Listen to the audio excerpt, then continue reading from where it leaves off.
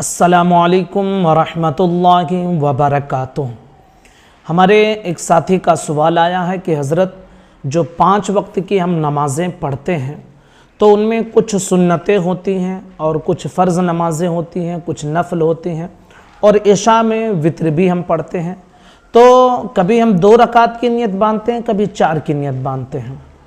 तो हमें कौन कौन सी रकात में सूरह फातिहा के साथ सूरत मिलानी है और कौन कौन सी रकात में सूरह फातिहा के साथ सूरत नहीं मिलानी है, इंशाअल्लाह आज हम इस मसले को आपके सामने तफसील के साथ बताएंगे।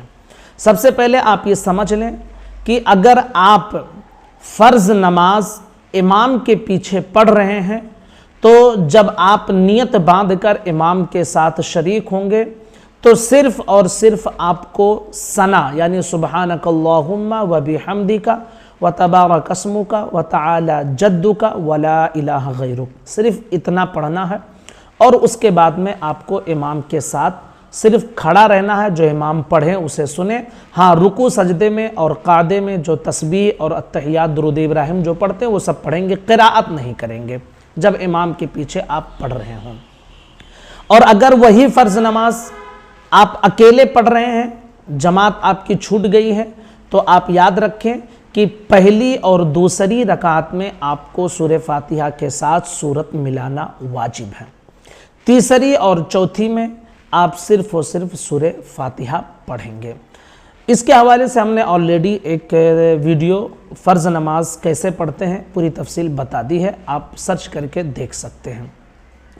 अगर सुन्नत नमाज आप पढ़ रहे हैं तो अब चाहे वो सुन्नत मुअक्कदा हो या सुन्नत गैर मुअक्कदा हो, या नफल नमाज की नियत बांधी हो या वित्र की नियत बांधी हो, और सुन्नत नमाज चाहे 2 रकात वाली हो या 4 रकात वाली हो, हर रकात में आपको सूरह फातिहा के साथ सूरत मिलाना वाजिब है, सुन्नत, नफल और वित्र में।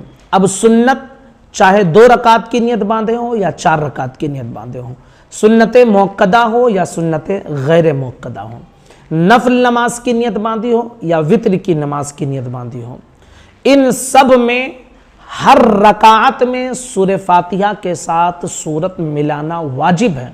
यानी अगर भूल कर छूट जाए तो उस पर सजदे सहव करना ये लाजिम है, और अगर जानबूझकर किसी एक रकात में उसने सूरह फातिहा के साथ सूरत नहीं मिलाई तो उसकी नमाज मकरूह तहरीमी होगी, यानी उस नमाज को दोहराना उस पर ज़रूरी होगा। तो सुन्नत, नफल और वाजिब को आपने समझ लिया। फ़र्ज़ भी हमने डिटेल के साथ आपके सामने पेश किया कि इमाम के पीछे आप पढ़ेंगे तो सिर्फ सना पढ़ेंगे और खामोश रहेंगे, फिर रुकू में तस्बीह पढ़ेंगे, सजदे में तस्बीह पढ़ेंगे, क़ादे में बैठेंगे, अत्तहियात दुरूद इब्राहिम दुआ मासूरा वो सब पढ़ेंगे, क़िराअत आपको कुछ भी नहीं करनी है। जब आप अकेले पढ़ेंगे तो पहली और दूसरी रकात में आपको सूरह फातिहा के साथ सूरत मिलानी है, तीसरी और चौथी में नहीं मिलानी है। तो उम्मीद करता हूँ कि ये मसला आपका क्लियर हो गया होगा। गुजारिश है अपने तमाम साथियों तक ज़रूर इस क्लिप को पहुँचाएँ। अस्सलामु अलैकुम वरहमतुल्लाहि वबरकातुह।